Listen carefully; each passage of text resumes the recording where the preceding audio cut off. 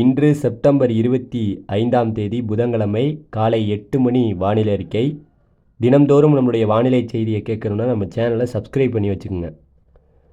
கடந்த சில நாட்களாக தொடர்ந்து பார்த்திங்கன்னா வடகோடி மாவட்டங்கள், குறிப்பாக சென்னை, காஞ்சிபுரம், செங்கல்பட்டு, திருவள்ளூர் மாவட்டத்தில் மழையானது தொடர்ந்து பெய்து கொண்டே இருக்கிறது. இது வரக்கூடிய நாட்களில் எப்படி இருக்கும், இப்போது இருக்கக்கூடிய வானிலை, அதாவது வானிலை நிலவரம் என்ன அப்படிங்கிறத இப்போ நான் உங்கள்கிட்ட சொல்கிறேன். அதாவது பார்த்திங்கன்னா நமக்கு மேற்கு அப்புறம் வடமேற்கு வங்கக்கடலில் ஒரு குறைந்த காற்றழுத்த தாழ்வு பகுதியானது நீடித்து வந்தது.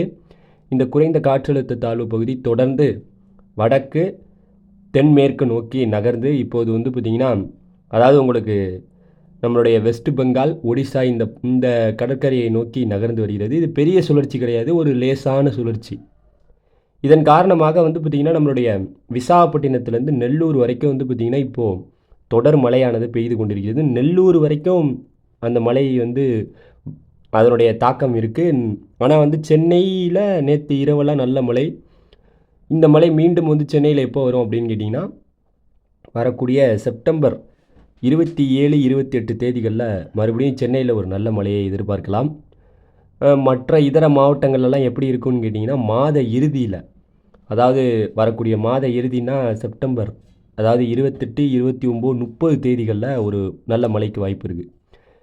அப்போ ஒரு சுழற்சியானது நம்மளுடைய, அதாவது இலங்கைக்கு நெருக்கமாக லேசான சுழற்சியாக சுழண்டு இருப்பது போல் வானிலை படங்கள் காட்டக்கூடிய செய்தியாக இருக்குது. அதனால் மாத இறுதியில் டெல்டா மாவட்டங்கள், அப்புறம் தென் மாவட்டங்கள், இலங்கை, ஒட்டுமொத்த இலங்கை பகுதிகள், இதெல்லாம் மழைப்பொழிவை, நல்ல மழைப்பொழிவை பெறுவதற்கான வாய்ப்பு இருக்குது. அதனால் இதுதான் வானிலை செய்தி. தொடர்ந்து பார்க்கணுன்னா நம்ம சேனலை தொடர்ந்து நீங்கள் சப்ஸ்கிரைப் பண்ணி வச்சுக்கணும். நன்றி.